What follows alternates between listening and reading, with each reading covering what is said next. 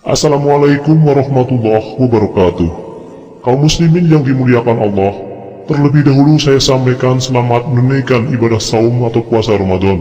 Semoga Allah menerima amal ibadah kita dan menghindarkan kita dari segala mara bahaya dan segala penghalang yang mungkin mengganggu amal ibadah kita di bulan ini. Semoga Allah selalu menunjuki kita pada kebenaran dan memberi kita kekuatan dan kesabaran untuk mengamalkannya. Mulai video ini, saya mulai menyampaikan tema yang berat, karena belum begitu banyak dikenal manusia, seperti tema Dua Mahdi. Tentu bagi saya ini adalah ajaran yang benar, karena memang ada dan berasal dari beberapa riwayat yang dikenal generasi awal umat ini, tetapi bisa dianggap berbeda bagi orang lain yang belum pernah mendengarnya. Jadi untuk orang yang belum atau tidak mempercayainya, silahkan bisa didengar sebagai pengetahuan dan alternatif tentang kemungkinan kejadian masa depan yang belum terjadi. Karena pastinya kelak hanya akan ada satu peristiwa masa depan saja, tak mungkin ada timeline berbeda. Segala perdebatan dan perselisihan umat manusia tentang peristiwa akhir zaman dan berbagai teori tentangnya akan dibuktikan kebenarannya oleh perjalanan waktu. Al-Mahdi atau sering disebut Imam Mahdi, bila ditranslasikan ke bahasa Indonesia lebih kurang berarti pemimpin yang diberi petunjuk atau yang menunjuki. Dalam beberapa riwayat disebut Mahdi karena berkaitan dengan penemuan kitab dan peninggalan kuno yang membuktikan kebenaran Islam. Salah satunya menyebutkan, Innama sumiyal mahdiya li'annahu yuhda ila jabalin min jibalis sam, yastahriju minhu asfara min asfari Taurat, wa yuhajja bihal yahuda wa yuslimu ala yadaihi jama'atun minal yahud. Sesungguhnya dinamakan Al-Mahdi karena dia akan menunjuk pada gunung dari gunung-gunung di Syam. Dari situ dia akan mengeluarkan gulungan dari gulungan-gulungan Taurat dan berhujjah, membuktikan kebenaran dengan itu kepada orang-orang Yahudi. Maka akan masuk Islam melalui tangannya sekelompok jamaah dari Yahudi. Banyak riwayat berkenaan dengan tempat-tempat yang dikaitkan dengan Al-Mahdi dan tidak hanya daerah tersebut, namun hanya satu tempat saja yang disebut berkenaan dengan kata kelahirannya atau mauliduhu, yakni Madinah.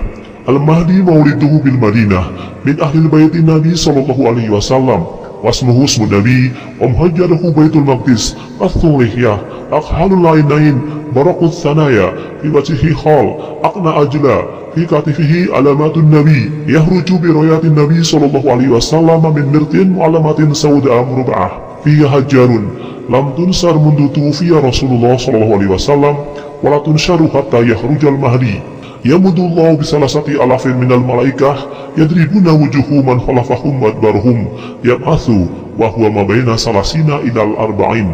Al-Mahdi kelahirannya di Madinah dari Ahlul Bait Nabi SAW. Namanya nama Nabi dan tempat hijrahnya di Baitul Maqdis. Berjenggot lebat, kedua matanya gelap, giginya terpecah berkilauan, di wajahnya tahi lalat, mancung, tampan. Pada bahunya ada alamat Nabi. Dia akan keluar dengan bendera Nabi SAW dari kain tak berjahit, mirtin, yang berkibar berwarna hitam segi empat. Di dalamnya terdapat perintah untuk hijrah kepadanya. Ia terlarang berkibar setelah wafatnya Rasulullah SAW dan tidak akan dikibarkan lagi hingga Al-Mahdi keluar. Allah menguatkannya dengan 3.000 malaikat yang memukul wajah-wajah setiap para penyelisih dan para penentangnya.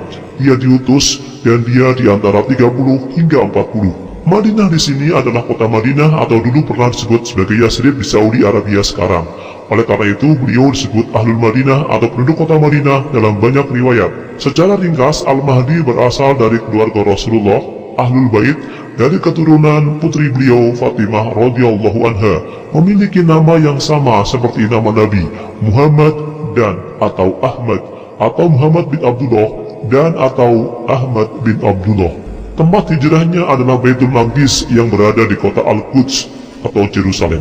Penyebutan ciri fisik Al-Mahdi dalam asar ini dan juga riwayat lain adalah untuk dibayangkan atau diimajinasikan dan bukan untuk dilukis, karena tak mungkin sama persis. Lokasi tahi lalatnya saja misalnya akan memberikan banyak varian seperti berapa senti dari mata, hidung dan sebagainya. Perlu dicatat juga bahwa beberapa riwayat tentang ciri-ciri Al-Mahdi memiliki deskripsi berbeda. Penyebab sebenarnya lebih mudah dijelaskan dengan mengutip riwayat dari generasi pertama Islam tentang adanya dua Al-Mahdi.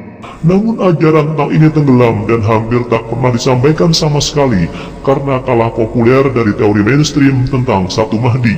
Contoh salah satu teks yang menyebutkan adanya dua Mahdi atau Imam Mahdi kedua adalah Summa yamluku man ba'dahu himul al-Mahdi tsani wa huwa alladhi yaqtulu Ruma wa yasimuhum wa yaftahul Qastadiniyah. Kemudian berkuasa sesudahnya Al-Mahdi kedua atau Al-Mahdi Tsani yang mengambil alih posisinya. Dialah yang akan memerangi Rum dan mengalahkan mereka dan menaklukkan Konstantinopel. Saya tak akan mengulasnya lebih jauh di sini, mungkin pada kesempatan lain. Hanya bila dikaitkan dengan teori dua Mahdi, maka yang lahir di Madinah ini adalah Al-Mahdi yang pertama. Al-Mahdi kedua akan meneruskan perjuangannya setelah yang pertama tiada. Bendera hitam milik Imam Mahdi di sini disebutkan merupakan bendera hitam yang pernah dipakai Rasulullah dan baru dikibarkan lagi saat Al-Mahdi keluar. Ciri khasnya adalah tidak berjahit. Walau sepanjang sejarah telah bermunculan beberapa kelompok berbendera hitam, mereka bukanlah bendera hitam Al-Mahdi yang dimaksudkan. Asar Ali ditutup dengan penyebutan bahwa Al-Mahdi ini diutus dalam bilangan antara 30 dan 40. Ini biasanya dianggap usianya saat menjadi Mahdi, sedangkan kapan ia dilahirkan tidak disebutkan di sini. Namun kenapa orang ingin menyelidiki kelahiran Al-Mahdi? Sebenarnya hanya untuk mengantisipasi apakah orangnya sudah ada atau belum, sehingga bisa bersiap andai terjadi di zaman mereka. Dan ini cukup simpel, yaitu dengan memperhatikan apakah kejadian-kejadian yang terjadi di zaman kita layak disebut sebagai tanda-tanda Al-Mahdi atau tidak, berdasarkan hadis dan athar. Jika diasumsikan ini terjadi di abad 15 Hijriah ini dan bukan abad berikutnya, maka kita bisa menyebut berbagai peristiwa yang terjadi di abad ini sebagai tanda-tanda yang layak dicermati, semisal pembajakan Masjidil Haram di tahun 1979, terjadinya gerhana matahari dan bulan di Madinah pada Ramadan tahun 1981 atau 1401 Hijriah, Perang Teluk yang terjadi di antara tahun 1990 hingga 1991, kemunculan beberapa komet sebagai kemungkinan dari salah satu tandanya, karena memang ada berbagai hadis dan asar yang menyebutkan peristiwa-peristiwa yang kejadiannya mirip dengan itu sebagai tanda Al-Mahdi atau tanda Malahim. Untuk abad berikutnya tak perlu dibahas, karena kita belum mengalaminya. Logisnya, kita tak mungkin menjumpai abad selanjutnya kecuali diberi umur panjang. Jadi lebih normal bila orang menaruh perhatian pada masa yang sedang ia alami daripada menaruh perhatian pada abad selanjutnya, dan akan memilih abad berikutnya hanya sebagai alternatif backup andai Imam Mahdi tak muncul di abad ini. Kita tak bisa melakukan cross-check tentang Imam Mahdi di abad mendatang, karena belum sampai, tetapi kita bisa melakukannya sekarang. Banyak pertanyaan tentang tanda-tanda Al-Mahdi bisa diajukan. Apakah kezaliman yang memenuhi bumi sudah terjadi? Apakah haddah, suara yang sangat keras dan wahiyah yang berarti kelemahan atau penyakit yang melanda manusia sudah terjadi? Apakah jalan-jalan terputus sudah terjadi? Apakah Sufyanis sudah muncul? Apakah perang di tepian sungai Efrat sudah terjadi? Dan banyak lagi tanda-tanda lain yang riwayatnya belum bisa saya sebutkan, tetapi terdapat dalam peninggalan generasi awal umat ini. Kalau belum, tetaplah bersabar dalam sunnah sampai Imam Mahdi keluar.